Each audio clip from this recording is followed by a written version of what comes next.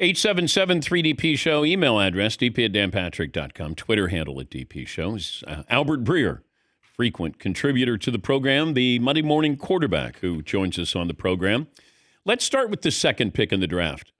Let me do what everybody else has done and not really focus on Cam Ward going number 1 overall.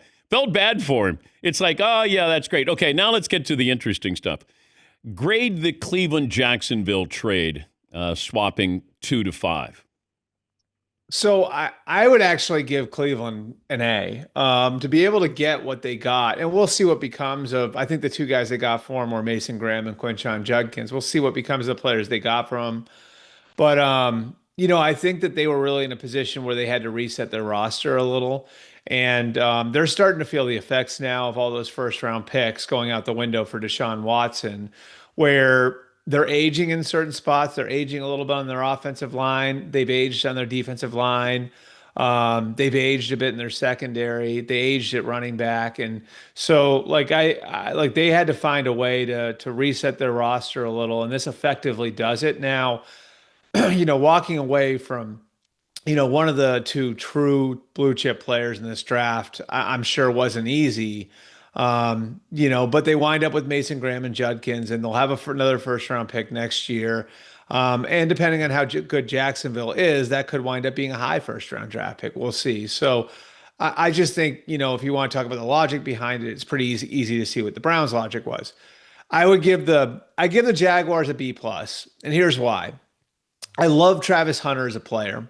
I think on the high end, you're going to get a truly unique, just a unicorn, and I know that's a little redundant, right? A unique unicorn, but like you're getting one of these guys that there's never really been one of these before if he hits on all cylinders. But even if he doesn't, you're gonna have a lot of cracks at getting it right because there's so many different things that you can do with him.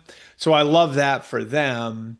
My question is, are they in that position yet where they should be taking this sort of swing? In other words, like Liam Cohen, James Gladstone came from the Rams, where they were known for taking these sorts of swings. But when they took these sort of swings, they were on veteran players, and it was a team, and it was with a team that was in position to win right now.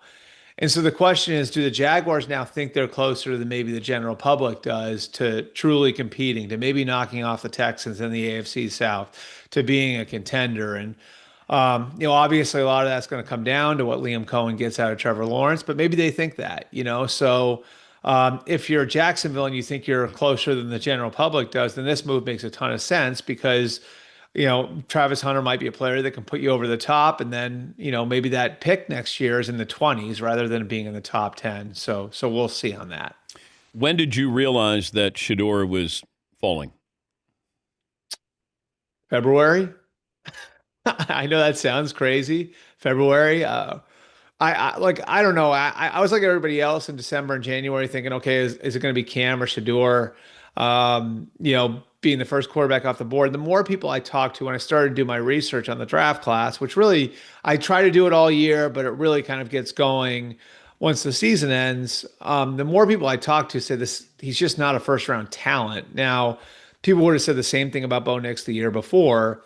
And I think I said this to you guys. I said this a bunch of different places. Like I would say he could go third or 33rd. And the reason I said that is because I didn't think he was going in the first round, and really what I meant by that was like maybe he finds the fit the way that Bo Nix did, and no one's going to argue with where Bo Nix went now because of the rookie year he had. And there was a team that fit him perfectly. He found that team, they found him, and now they live happily ever after. But absent finding that team, he wasn't a good enough physical prospect to go in the first round. He wasn't what you normally see in a first round quarterback. And a lot of people were just whistling by the graveyard on that, but it was what it was all along. And now here's the other part of it, Dan, is if he's not a first round pick and he's got to go find his fit, does it make any sense for him to be thinning the herd? Which effectively is what they were doing, over the last couple of months, the way they were handling some of their meetings. And so, I think that was a mistake. I think another piece of it is, how you view your backup and what you expect from your backup and how most coaches want their backup to blend in with the furniture. And, most coaches would say, you put two quarterbacks in front of them. One's a celebrity, one's an anonymous player, and you say it's going to be the second or third quarterback in your roster. Most coaches will say, "Give me the anonymous guy." It's just the way it is. So I think there were a number of factors in why he fell, but I'd say first round, second round's about talent and performance, and then after that, it's about everything else. Yeah, and that's what I brought up because my source said that he didn't have a first round grade. Yep. And there aren't a lot of quarterbacks who were taken in the second round because you're either first round worthy or you're backup worthy, and that's where you get into the fourth, fifth, sixth, and seventh round. And I think that's what happened with Shador is he wasn't Jackson Dart or Cam Ward, but he wasn't going to be Jalen Hurts kind of lingering there in the second round. He was going to be viewed as a guy who was probably going to be a backup quarterback. But did the media get duped here? Because if you consider Mel Kiper, is still shouting from the mountaintops. There are a lot of people who had Shador in the first round, and that became a story because now everybody's shocked that he dropped as far as he did. But it almost felt like the media in general was eating what Dion was serving. Yeah, and it was good for business too, right? Yeah. Like Shador is a fifth round pick, isn't?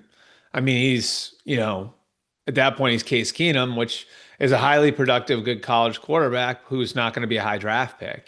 So I mean, I would say this is sort of a symbiotic thing, where Shador's camp probably felt like it was good for him to be presented as if he was going to be a top 5, top 10 pick, and like that was a lock. Like they felt like that was good for them. Now it wound up being bad for them, because I think it affected a lot of other things, but that was also good for business in the media, wouldn't you say, Dan? Oh, I yeah. mean, Well, and look at the ratings.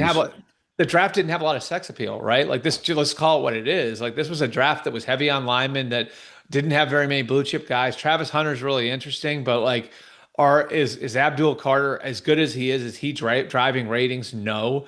The fourth pick's an offensive tackle. The fifth pick's a defensive tackle. The seventh pick is an offensive tackle. The ninth pick's an offensive tackle. Like something's got to drive the boat here, And I think it was a part of it is it's good for business for all of us. I mean, I'm not exempt from it either. I wrote a lot about Shador, and I talked a lot about Shador, and I went on TV a lot about Shador over the last 2 months. It was good for business that way.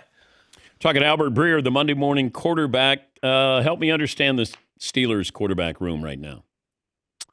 Yeah, so I think it's a pretty good tell that they feel good about where they stand with Aaron Rodgers right now. And I think Kirk Cousins would loom as sort of a fallback option if Aaron Rodgers, if that doesn't play out the way that it does. But I think we should listen to what Aaron said too, which is I've got some personal things that I'm trying to work out. And you wish he had said that at the beginning because it probably would have, saved a lot of the noise from getting out there over the last couple of months. But he did say it, and I think we can all respect it and all respect like whatever he's going through in his personal life. And I think in that case, like, he's going through that in his personal life. Well, maybe it would make sense then that he would be waiting on signing with a team because the minute he signs with the Steelers, if he signs with the Steelers 3 weeks ago and says, okay, I'm going to handle this personal matter and then I'm going to show up, well, what does the narrative then become? Well, he's not here for the offseason program. OTAs are starting. He's not here for that. The veteran minicamp, is it going to be a circus because of that? I mean, I could see where, if he, like, again, taking it at face value, he's handling a personal matter here. I could see where it probably makes the most sense for everybody to take a step back a little bit and say, like, it just doesn't make sense for us to sign you right now because it's going to turn the volume up on everybody. And we don't need that right now. You don't need it. We don't need it. Let's just let sleeping dogs lie. And then, I think as far as the Kirk Cousins thing goes, I mean, where we are right now with that, like the Cleveland Browns, which are the most logical suitor, they have a full quarterback room right now. The Vikings just traded for Sam Howell. And I think under certain circumstances, the Vikings would have considered bringing Kirk back as a backup. And so, like, the Steelers can kind of sit here and say, okay, like, well, if something goes wrong in the Aaron Rodgers situation, we could still revisit Kirk Cousins. So they've got a couple options out there for themselves. And, then I know, like, I don't see them going into the season with Mason Rudolph as the starter, but at least they've got a guy they've got experience with there. What do you do if you're the NFL to the Atlanta Falcons when the phone numbers got out, and your defensive coordinator son is videotaping him and his friends calling these draft Yeah. picks.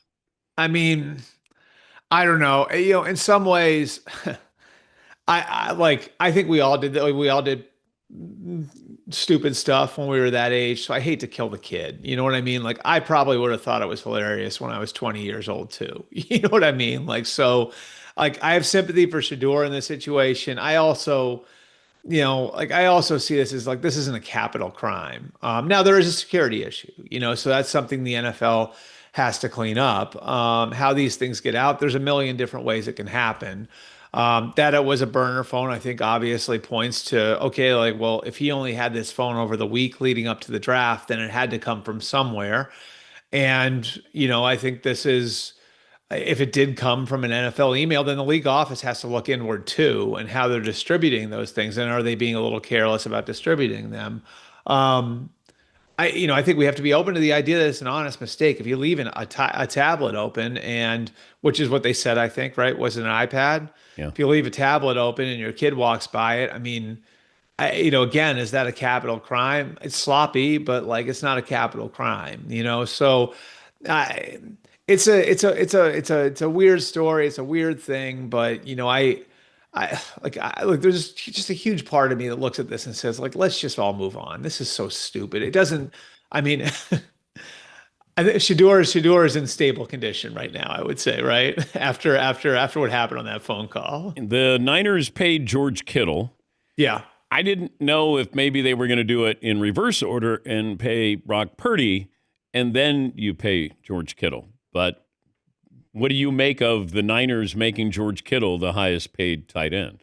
Well, I think it's like sort of a acknowledgement of who he is as a player and what he's done for the organization. And as a guy who's going to turn 32 years old in October, we still trust you. We still trust that you're going to do everything you need to do because it's going to get harder as you get older to get yourself ready to be one of the best tight ends in football. Now on paper, what this really is it's a bump. And you're going to be on the team in 2026. Like he knows he's going to be on the team this year. This essentially assures that he's going to be on the team in 2026. So he gets a nice pay raise. You're going to be on the team the next 2 years. And then after that, we'll see. It's trumpeted as a 4-year extension. It does not mean he's going to be on the team when he's 38 years old. Yeah. So, I think as much as anything else, this is sort of the gold watch deal. You know what I mean? Like this is the deal where you say, we love you. You're going to be a part of our organization forever. You've got a legacy here. We're going to reward you one last time. We're going to give you the security of knowing you're going to be here for the next 2 years, and we'll see after that. The Bill Belichick book, where Robert Kraft is not even in the acknowledgments. Mm-hmm. What do you make of that exchange that he had with the Sunday morning, the CBS morning show? Well, I mean, was it Georgia Tech against Cumberland in the was that the 222-0 game, right? Yeah. Like I would say that would be sort of the same matchup as CBS News against the people who are running Belichick's interview there. If that makes sense. Well, okay, wait a minute. Now, his girlfriend's job, I would think, is to troubleshoot. She heads up his PR. Yeah. You have to have, let's go through the potential questions you're going to get, Bill. Right. I'm going to ask you the questions, and then we are going to cobble together an answer. Yeah. Bill seemed shocked, and then he also, when they followed up by asking, And if it is true that the reason this got out and the reason they shot they shot her off camera is because it was nonstop interrupting and there was a real problem for them. Well, that's not the way like a professional in that situation acts. Like if you have like a publicist or a PR person who's handling that for you, I mean, this as well as I do, Dan. You've sat down in these like sorts of interviews before. I mean, they're usually very professional, and if there is a PR person or a publicist there for the person who is being interviewed, that person's not interrupting. That person has an idea of everything that's going on with everybody there. In a lot of cases, has a relationship with the network. You know what I mean? Like, so they're working through all of that stuff But together. Bill should have been prepared for that question. That's the point. And I that part of it is. Even It's him just, getting fired, Albert, he didn't even have an answer for that because they let him go. And he goes, mutual. Mutual. yeah. Yeah. But that part of it, I'm not sure he would have answered that differently. Like that felt, did that not feel to you like a little bit of knife twisting? Like, with Kraft, like it just felt to me like I know what he doesn't want to hear here. So I'm gonna twist the knife. That's what it felt like to me. Yeah. I mean, and we know the guy knows how to hold a grudge, right? I mean, so it felt to me like just watching it and knowing Bill and having, been around professionally around Bill for the last 20 years, like he generally doesn't say a lot of things by mistake. And that correct answer was like basically like, yeah, I did it and I meant to do it and I did it for a reason. She just has to be better. If you're gonna be his sounding board, you have to say to him, they're gonna ask you these questions. Right. Yeah, you're preparing for a deposition. Well, and if I'm in the room, they're going to ask about me, right? Well, I'm sure, but she could have been hands off from the standpoint of this is a book about Bill and winning. This has nothing to do with her, their relationship, or North Carolina. Right. But now, would I still ask because she's interrupting? I probably would have said, "Why don't you come over here and sit down with us?" Because you're disrupting the interview. Either be in the interview or get out of the room. Right. It also sort of makes Bill look weak, doesn't it? Yes, Like I it just does. I mean it does. Like we can call it what it is. Like if you're talking about like making him look good, that wasn't happening either. Like let him answer the question, He's the most prepared coach we've ever had. And you don't and like you don't think he knew that could be asked? Of course he Of did. course he did. I mean, like if he's parking her 10 feet from the camera, like then he has to know, like they could ask about that. And maybe they will, maybe they won't, but they could ask about that. So Isn't it absurd that we're actually talking about this? If I would have said to absurd. you, hey, 3 years ago, hey, you know what's going to happen with Bill? He's going to meet this girl on a plane, and he's not going to get back in the NFL. He's going to leave the Patriots, and he's going to coach Yeah. at North Carolina. And we're going to talk about how she's running I his mean, life. well, you look at it's so interesting And because those like pictures on the beach where they're posing, like, we had that thing like Brady, Kraft, Belichick for all of those years and everything else. And who's the one that's like winning that? Again, I guess that's another Georgia Tech versus Cumberland, right? Is Brady is now a part owner of the Raiders, was just part of hiring a head coach and a general manager, and the other two guys are sort of engaged in this. It's just, it is. crazy. It feels to me like the theater of the absurd. I mean, it just like if we can all be again, like if we can all be honest about this, it's like there's no way.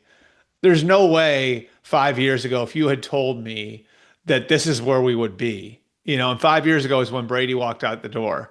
If you had told me like this would be this would where we would be left 5 years later, I would have said that sounds like a Saturday Night Live skit. I mean, it's just unbelievable. Good to chat with you. We'll talk to you in the offseason. Thank you again, Albert.